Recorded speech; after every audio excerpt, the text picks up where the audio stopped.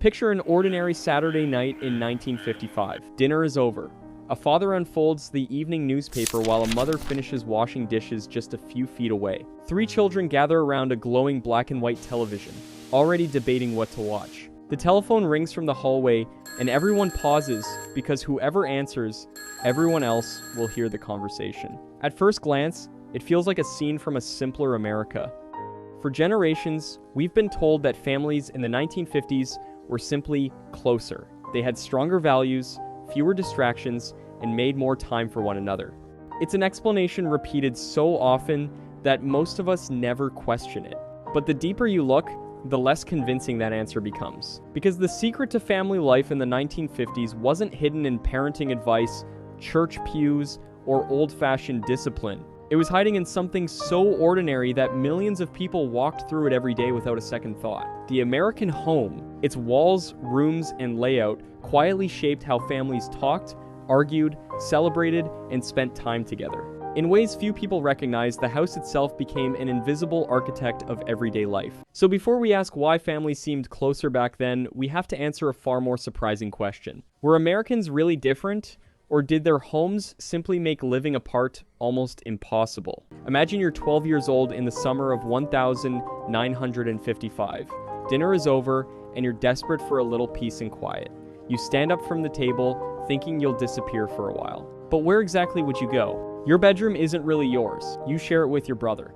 The living room is already occupied. The kitchen is only a few steps away, and every conversation drifts from one room to the next. Down the hall, the only bathroom is occupied, with someone already waiting outside the door. Without realizing it, you've crossed paths with almost every member of your family in the last 5 minutes. For millions of Americans, this wasn't an unusual evening. It was simply everyday life. The average suburban home of the 1950s was far smaller than most modern American houses. Families of 4, 5, or even 6 often lived in less than 1,000 square feet. There weren't guest suites, media rooms, home offices, or finished basements to retreat into. Every room had a purpose, and almost every purpose had to be shared. That constant proximity quietly shaped behavior. If your sister practiced the piano, everyone listened. If your father answered the telephone, everyone heard the conversation. If your parents argued after dinner, there was no escaping the tension. But the opposite was also true. When someone laughed, everyone laughed. When exciting news arrived, the entire house celebrated together. Daily life wasn't divided into private experiences. It unfolded as one continuous family story. Today, it's easy to mistake those memories for evidence that families simply valued togetherness more. But imagine trying to avoid your family when there was nowhere designed for you to disappear. The architecture itself made separation difficult. Long before anyone talked about quality family time, homes were already creating quantity family time. Researchers often say our environment influences our behavior more than we realize. The families of the 1950s may not have consciously chosen to spend so much time together. Their homes quietly made that decision for them, one shared room at a time. And here's where the story takes an unexpected turn. These homes weren't built this way by coincidence or because architects lacked imagination. Behind their modest size was a much bigger force, one that reshaped the American landscape almost overnight. Someone had decided this was the ideal way Americans should live. The crowded homes of the 1950s weren't simply a consequence of the times. They were the result of one of the largest housing experiments in American history. When World War II ended, millions of servicemen returned home ready to start families. The problem was that America didn't have enough houses. Cities were overcrowded, construction had slowed during the war, and demand exploded almost overnight. The country needed homes, and it needed them fast. The solution wasn't to build bigger houses. It was to build more houses. With support from the Federal Housing Administration and the GI Bill, affordable mortgages suddenly became available to millions of Americans. At the same time, developers like Levitt & Sons transformed home building into something that looked more like an assembly line than traditional construction. Instead of designing every house from scratch, they repeated the same compact floor plans thousands of times, dramatically reducing cost and construction time. To the average family, it felt like a miracle. For the first time, owning a home was within reach. Young couples who had grown up in crowded apartments could finally afford a house with a yard. But hidden inside that dream was a blueprint that quietly shaped everyday life. To keep homes affordable, every square foot had to justify its existence. Extra bedrooms, oversized hallways, and separate family rooms weren't considered necessities. Builders prioritized efficient layouts that could house an entire family while using as little space and as few materials as possible. The result wasn't just a cheaper house. It was a house that naturally concentrated family life. Meals happened in shared spaces, conversations flowed through connected rooms, children had fewer places to disappear, while parents remained within sight of almost every part of the home. No government policy ever instructed families to spend more time together, yet the homes those policies made possible quietly encouraged exactly that. Most Americans believed they were purchasing a house. In reality, they were also purchasing a pattern of daily living, one that would shape childhood memories, family routines, and relationships for decades to come. Yet even these carefully planned homes contained another subtle feature that made togetherness even more powerful.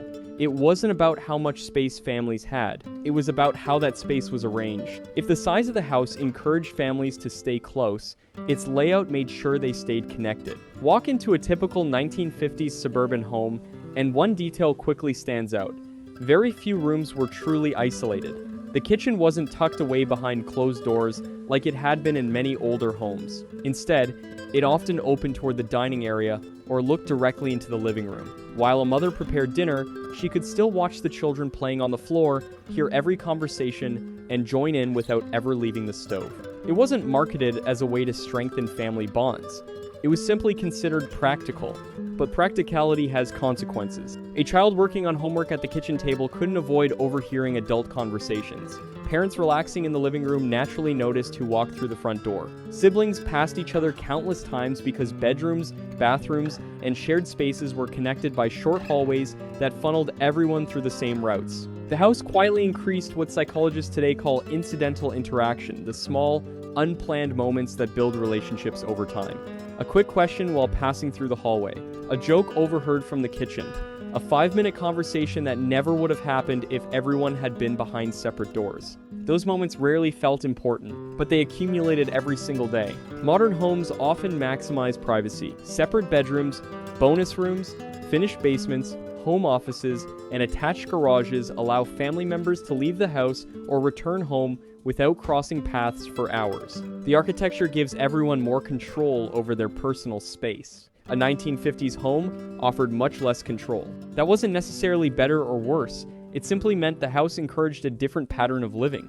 Family members didn't have to plan interactions because the design naturally created them. The walls weren't just dividing rooms, they were quietly directing movement, shaping routines, and increasing the chances that people would see, hear, and speak to one another. In hindsight, one of the greatest architects of family life wasn't a person at all. It was the floor plan. Yet, even with homes designed to keep everyone close, there was another powerful force that made separation almost impossible. It wasn't hidden in the walls. It was sitting in plain sight, right in the middle of the living room. Even if a family wanted to spend the evening apart, they faced one simple problem. There wasn't much to separate over. Today, a single home might have 5 televisions, half a dozen smartphones, multiple laptops, tablets, gaming consoles, and wireless earbuds. Every family member can choose different entertainment without ever seeing anyone else. The average suburban family of the 1950s lived in a completely different world. The television wasn't another appliance, it was the appliance. Buying one was a significant financial decision,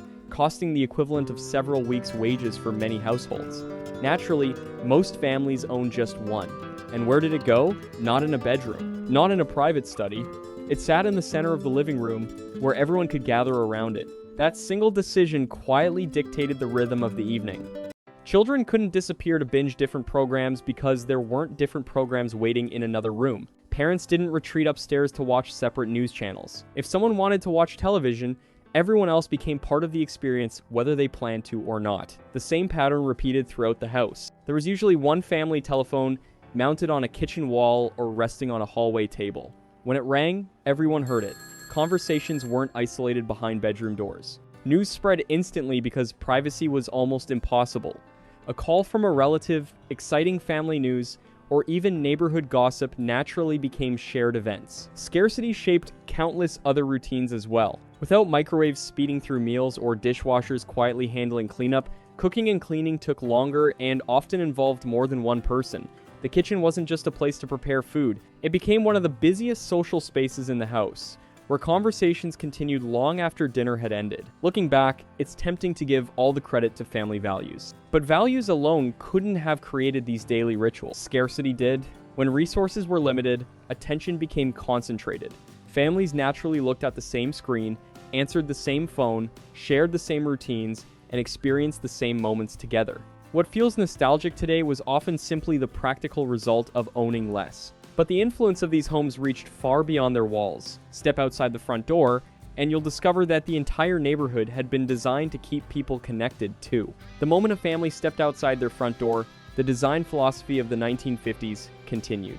These suburbs weren't just collections of houses. They were carefully planned environments meant to encourage everyday interaction. Streets were quiet, sidewalks stretched from house to house, and front porches faced the neighborhood instead of turning away from it. Simply sitting outside on a summer evening often meant exchanging a few words with the family next door. Even the absence of something became part of the design. In many early suburban developments, including parts of Levittown, backyard fences were uncommon or discouraged during the community's early years. Backyards flowed into one another, creating wide, uninterrupted spaces where children could run from one house to the next without feeling as though they had crossed into someone else's world. The neighborhood felt less like dozens of separate properties and more like one giant shared backyard. For children, this freedom shaped an entire generation. After breakfast, they grabbed their bicycles and disappeared for hours, not into isolation, but into the neighborhood itself. Friends were rarely invited with a text message or scheduled days in advance. A knock on the front door or a quick shout across the yard was often enough. Baseball games formed in empty lots. Sidewalks became racetracks. Every afternoon created another opportunity for friendships to grow. Adults experienced something similar. Collecting the mail, mowing the lawn, watering flowers, or relaxing on the front porch naturally led to conversations. Neighbors didn't have to make special plans to see one another because their daily routines constantly overlapped. The design of the neighborhood created countless small interactions that gradually built trust and familiarity. This was perhaps the most remarkable feature of post-war suburbia. The house didn't end at its walls. The neighborhood became another living room, one without a roof, where relationships continued to grow long after people stepped outside. Community wasn't treated as something separate from home. It was built into the environment itself. But this picture of connection hides one of the most uncomfortable truths in the story. The same neighborhoods that created a powerful sense of belonging for millions of families were deliberately designed to keep millions of others from ever belonging at all. By now, the 1950s suburban home can seem almost idyllic. Small houses, open neighborhoods, children playing until sunset, families gathered around a single television, but that picture is incomplete. For many Americans, the dream of suburban life was never an option. As developers built thousands of affordable homes across the country, discriminatory lending practices and restrictive housing policies prevented many black families and other minority groups from buying into those same neighborhoods. In many cases, families with stable jobs, sufficient savings, and the desire to own a home were denied the same opportunities simply because of their race. The neighborhoods that became symbols of security and community for millions were, by design, inaccessible to millions more. It's a contradiction that's impossible to ignore. The very system that encouraged belonging for one group depended on excluding another. The story of the 1950s home is therefore not just one of family life. It's also a story about who was allowed to participate in the American dream and who was left standing outside its front door. Fast forward to today, and the landscape has changed again. Walk into a modern home on a typical evening. A father finishes work in a home office and closes the door behind him. A teenager lies on a bed watching videos on a smartphone. Another child is wearing headphones while playing online games with friends hundreds of miles away.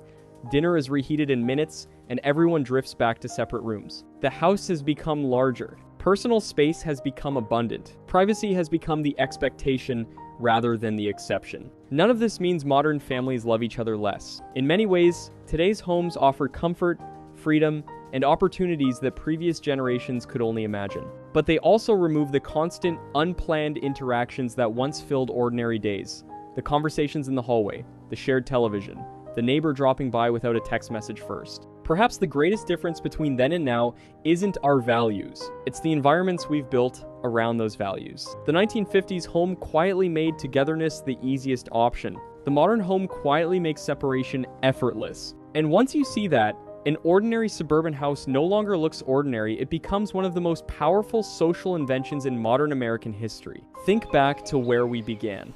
An ordinary Saturday night in 1955. A family gathered around one television. A telephone ringing in the hallway. Children weaving in and out of the same few rooms. At first, it looked like nothing more than a nostalgic snapshot from another era. But now that scene tells a very different story. What appeared to be stronger family values was also the result of something far less obvious. The house itself was quietly shaping behavior. Its small footprint, shared rooms, limited technology, and carefully planned neighborhoods made daily interaction almost unavoidable. Conversations happened because people kept crossing paths. Memories were created because families experienced the same moments together. The architecture wasn't just shelter, it became an invisible participant in family life. Of course, that story wasn't perfect. The same post-war housing system that helped millions of families achieve the American dream also excluded millions of others through discriminatory policies that denied them access to those very communities. Like so much of history, the legacy of the 1950s is a mixture of remarkable innovation and painful inequality. Today, we've solved many of the problems those families lived with.